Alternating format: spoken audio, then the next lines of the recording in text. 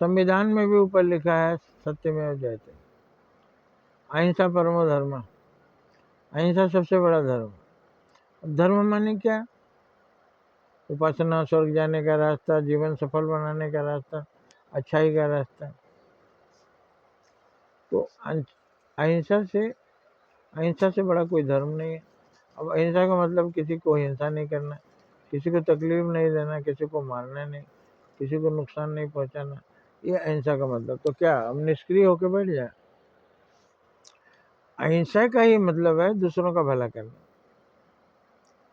हम दूसरों को नुकसान नहीं करें तो क्या करें? फायदा पहुंचाएं। दूसरों को दुख ना दें, उसका मतलब क्या हुआ? सुख दें। कि हम उसको दुख ना दें और सुख भी ना दें, तो हमारा क्या काम? हम किस लिए आए हैं दुनिया में? कुछ करने आए हैं, तो हमें अच्छे काम करने हैं। तो अहिंसा का मतलब परोपकार होता है, अहिंसा का मतलब दया होता है, अहिंसा का मतलब हिंसा के विपरीत दुख नहीं देना, किसी को सुख देना। किसी की जान नहीं मारना तो मतलब उसकी जान बचाना।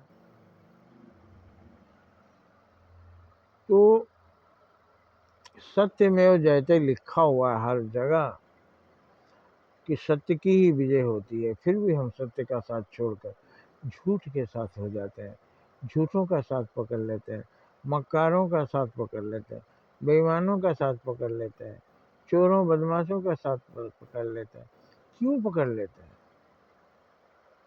जब जानते हैं सत्य की विजय होती है, फिर भी असत्य का साथ क्यों पकड़े? तो कुछ तत्कालिक लाभ होगा। तो असत्य में पहले लाभ होता है, बाद में नुकसान। बुरे काम में पहले मजा आता है, बाद में तेल निकाला जाता है। अच्छे काम में पहले थोड़ा कष्ट होता है, लेकिन बाद में मजे ही मजे। तो ये दोनों में फर्क है। जिस रास्ते में राक्षस बैठा था, वो रास्ता साफ सुथरा, फूल खिले हुए थे, फल लदे हुए थे।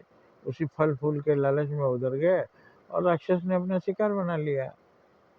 और जिधर मंदिर का रास्ता था उधर झाड़ियाँ थी, कांटे थे, तो बच बचा के जाना पड़ा, एक आध कांटा गड़ भी गया, लेकिन वहां गए तो भगवान के दर्शन हुए। तो ये दोनों रास्तों में एक रास्ता आकर्षित करता है और एक रास्ता उतना आरामदायक नहीं होता।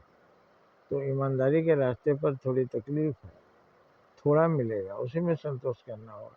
सामने वाला मजे करेगा, दिखाएगा कि हम बहुत मस्ती में हैं। तो आप ये मन में बिठा लें कि सत्य की ही विजय होती है। हमको अच्छाई के रास्ते पर जाना है, हमको अपना जीवन सफल बनाना है। और जैसे ही हम तत्काल लाभ देखकर बुराई के रास्ते पर जाएंगे, सामने रखा हुआ रसगुल्ला चुप से नजर बचा के खा लेंगे, तो वो तो पेट से भी निकालेगा। बुराई जो है ना, और जो आप पेट में ले गए हैं उसको भी निकालेगा, हाथ डाल के निकालेगा। तो बुराई का खात्मा हो जाएगा। बुराई को काल, ये जो काल चारों तरफ जाल फैला के घूम रही है, ये मौत का रास्ता है। किसी के जाल में नहीं फंसना, ये बहुत बुद्धिमानी का काम है। तो इसलिए महापुरुषों ने बताया कि सत्य की विजय होती है। सत्य के मार्ग चलिए, असत्य के मार्ग पर मत चलिए, पाप के मार्ग पर मत चलिए, चालाकी से मत बदमाशी करिए, बदमाशी का अंत बहुत बुरा है। तो ये सत्य में जयते का अर्थ है, इसको समझिए। एक्सपेरिमेंट मत कीजिए कि हम असत्य के मार्ग पर चलकर देखें कि इसमें हमारा भला होता है कि बुरा होता है। बुरा होगा ये पक्का विश्वास कर लीजिए। पर शुरू में आपका मन बढ़ाने के लिए, मन बढ़ेगा तभी ना आप उधर जाएंगे। इसीलिए असत्य के मार्ग से दूर से ही सलाम, दूर से ही नमस्ते। जय हिंद, जय भारत।